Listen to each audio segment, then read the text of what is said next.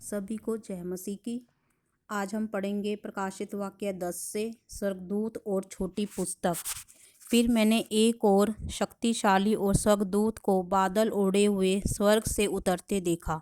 उसके सिर पर मेघधनुष था, उसका मुंह सूर्य के समान और उसके पाँव आग के खंभे के समान थे। उसके हाथ में एक छोटी सी पुस्तक थी जो खुली हुई थी। उसने अपना दाहिना पांव समुंदर पर और बायां पृथ्वी पर रखा और ऐसे बड़े शब्द से चिल्लाया जैसे सिंह गरजता है। और जब वह चिल्लाया तो गर्जन के सातों सात शब्द सुनाई दिए। जब सातों गर्जन के शब्द सुनाई दे चुके तो मैं लिखने पर था, पर मैंने स्वर्ग से यह शब्द सुना, जो बातें गर्जन के उन सात शब्दों से सुनी हैं उन्हें गुप्त रख और मत लिख।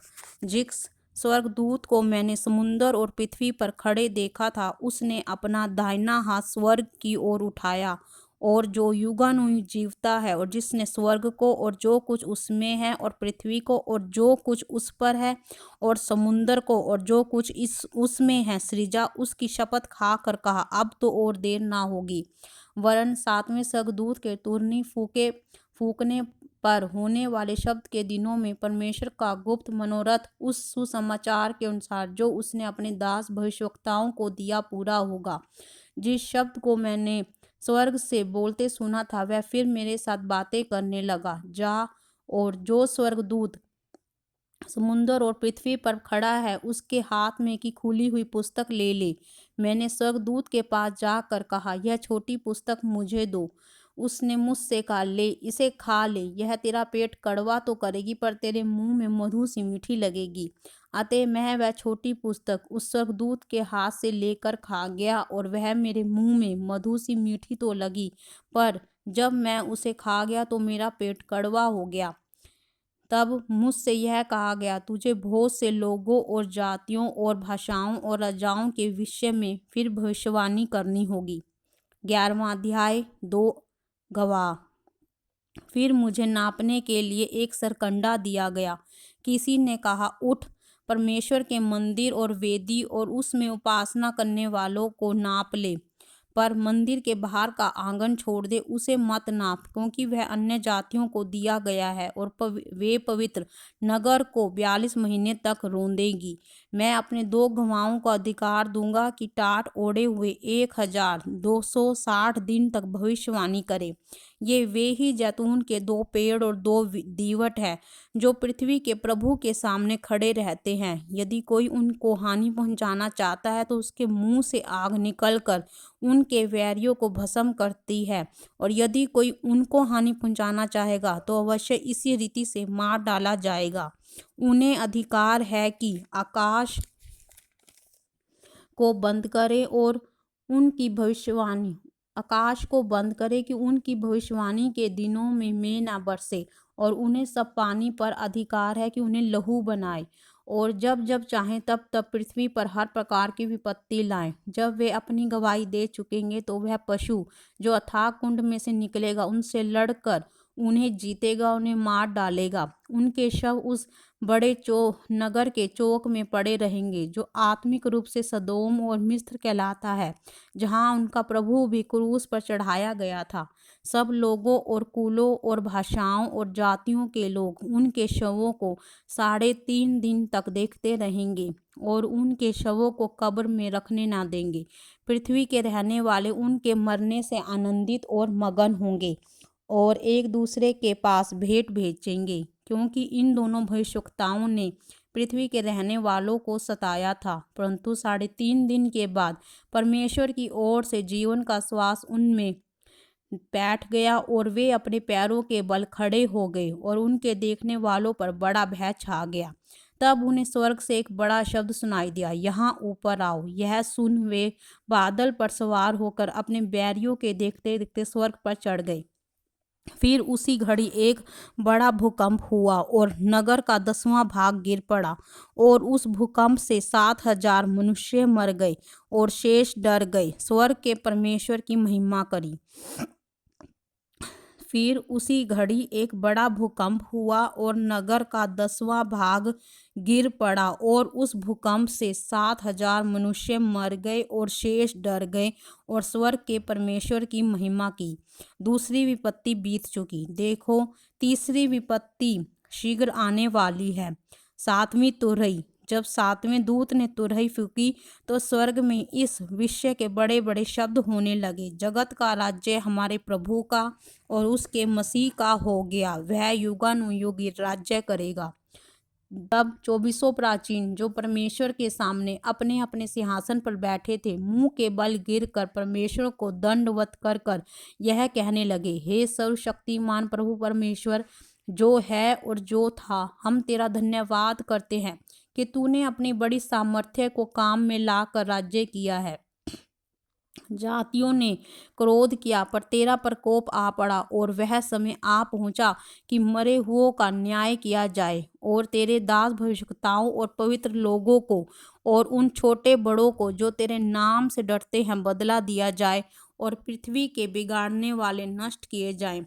तब परमेश्वर का जो मंदिर स्वर्ग में है वह खोला गया और उसके मंदिर में और उसकी वाचा का संदूक दिखाई दिया और बिजलियां और शब्द और गर्जन और भूकंप हुए और बड़े ओले पड़े। 4वां अध्याय, स्त्री और अजगर।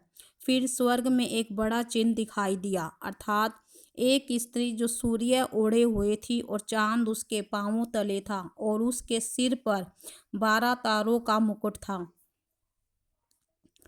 वह गर्भवती हुई और चिल्लाती थी क्योंकि प्रसव की पीड़ा में थी। एक और चिन्ह स्वर्ग में दिखाई दिया और देखो एक बड़ा लाल अजगर था जिसके 7 सिर और 10 सींग थे और उनके सिरों पर 7 राज मुकुट थे। उसकी पूंछ ने आकाश के तारों की 1/3 को खींचकर पृथ्वी पर डाल दिया।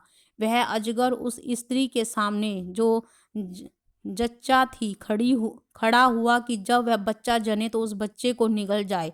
वह बेटा जनी तो जो लोहे का दंड लिए हुए सब जातियों पर राज्य करने पर था और वह बच्चा एकाएक परमेश्वर के पास और उसके सिंहासन के पास उठाकर पहुंचा दिया गया और वह स्त्री उस जंगल को भाग गई जहां परमेश्वर की ओर से उसके लिए एक जगह तैयार की गई थी कि वहां वह 1260 दिन तक पाली जाए। फिर स्वर्ग में लड़ाई हुई।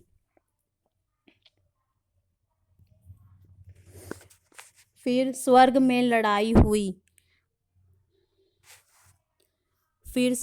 लड़ाई हुई। मिकाईल और उसके स्वर्गदूत अजगर से लड़ने को निकले और अजगर और उसके दूत उससे लड़े परंतु प्रबल न हुए और स्वर्ग में उनके लिए फिर जगह ना रही। जब वह बड़ा अजगर अर्थात वही पुराना सांप जो इब्लिस और शैतान कहलाता है, सारे संसार का भरमाने वाला है, पृथ्वी पर गिरा दिया गया और उसके दूत उसके साथ गिरा दिए गए।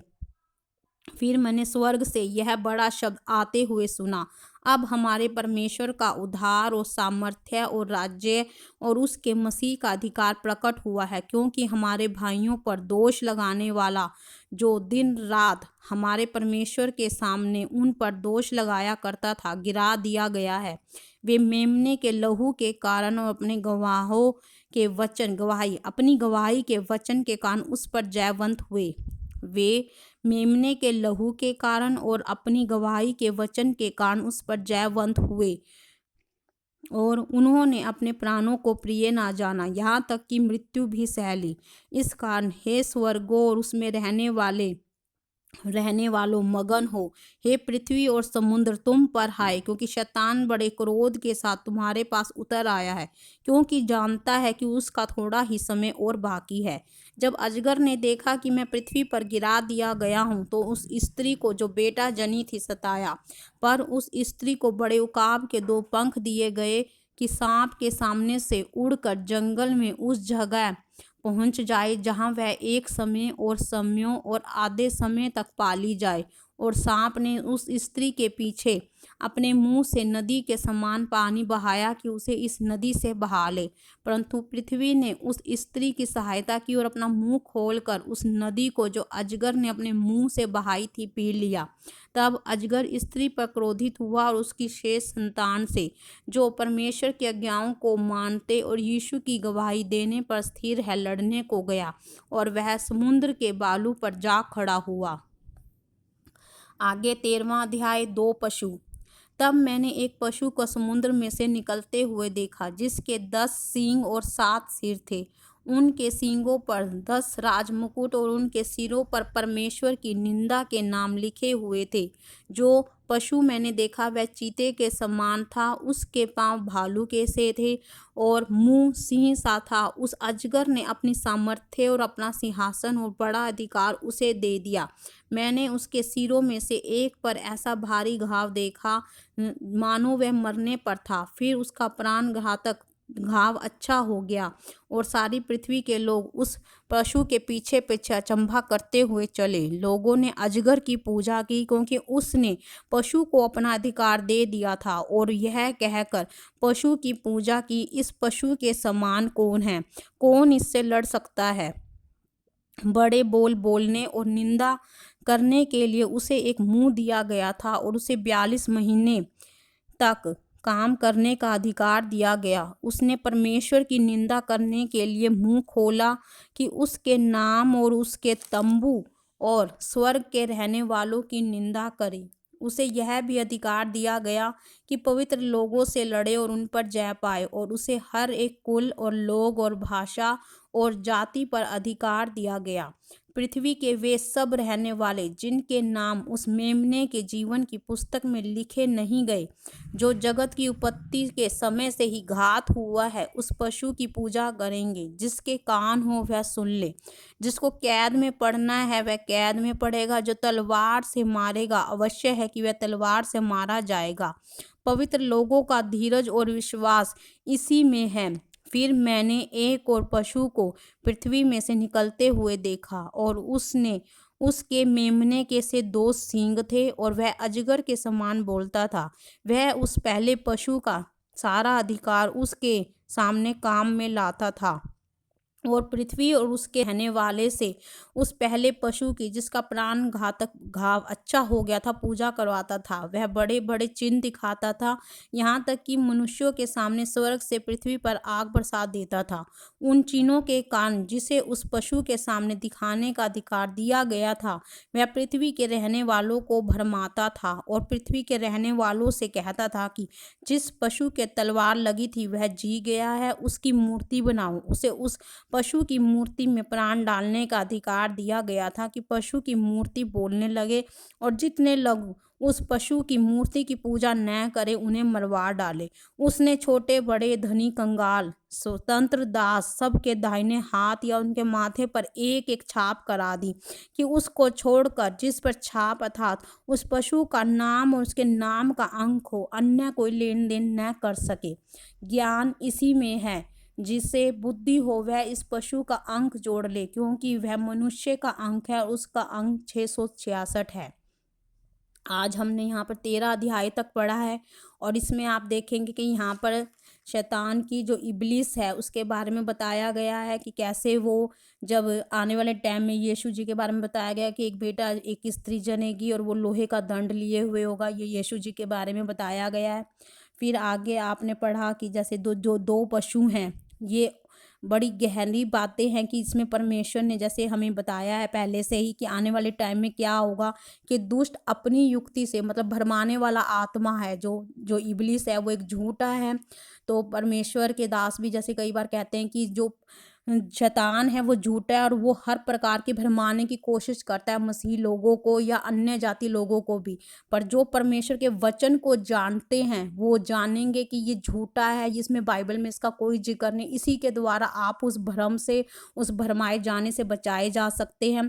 इसीलिए इस बाइबल के सुसमाचार का, इस बाइबल को पढ़ने का मेरा मकसद भी यही है, जो परमेश्वर की आत्मा ने बताया है कि सभी लोग जितने भी मसीह जन हैं, जो पढ़ नहीं पाते, जो किसी भी कारण से बाइबल को समझ नहीं पाते, वो इसे सुने ताकि परमेश्वर का आत्मा उन्हें बताए और वो इस शैतान के इस भरमाने से छूट जाएं और वो रोज़ बाइबल को सुने ताकि परमेश्वर की आराधना कर सके और परमेश्वर को और जान सके।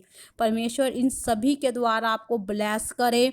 और मैं फिर से यही कहना चाहूँगी कि बाइबल के इस सुसमाचार को आप शेयर कीजिए ज़्यादा से ज़्यादा, ताकि लोग परमेश्वर के वचन को सुने और वो बचाए जाएं और परमेश्वर इसके द्वारा आपको आशीषित करेगा। सबको जय मसीह की। God bless you all.